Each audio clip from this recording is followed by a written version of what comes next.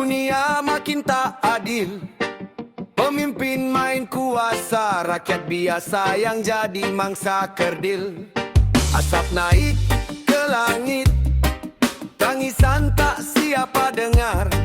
Janji damai tinggal janji, bom jatuh tanpa sabar. Nak percaya siapa, semua nampak sama saja.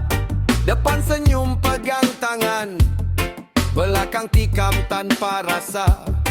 Musuh boleh jadi kawan, kawan boleh jadi lawan. Yang pakai sut cakap damai, rupanya dalam peperangan. Makan minum satu meja, gelak sama-sama. Lepas tu cerita belakang, rosakkan semua. Yang tahu rahsia kita, dialah yang boleh jatuhkan kita. Tapi Tuhan nampak semua, tak ada yang tersembunyi. Siapa layak, pakailah.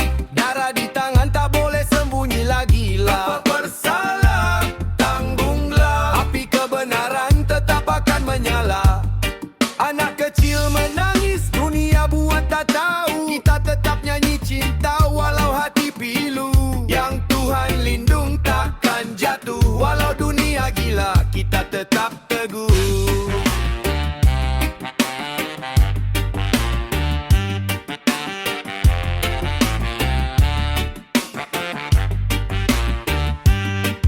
Ada yang puji depan kata dia sokong kita, tapi diam-diam dia juga yang bakar semua. Parasit dan hipokrit hidup atas penderitaan. Mak berdoa dalam debu dan kehancuran. Kalau malam jadi siang, semua rahsia terbuka. Baru nampak siapa dalang, siapa jual nyawa manusia. Politik cakap damai, tapi perang dia restu.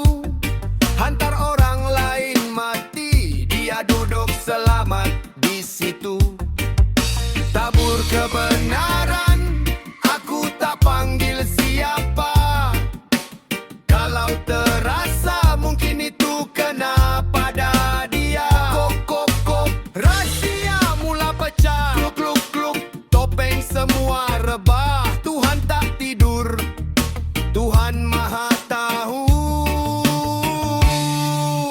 Keadilan tetap datang walau lambat selalu. Siapa layak, pakailah. Topeng jatuh, semua orang nampaklah. Siapa bersalah, tanggunglah. Api kebenaran takkan padam selamanya. Dari bumi perang sampai ke seluruh dunia, luka manusia jadi cerita. Yang Tuhan lindung takkan jatuh. Cinta tetap hidup walau hati rapuh. Tabur benih kebenaran, tak panggil sesiapa, tapi terasa dalam. Kok, suara bangkit.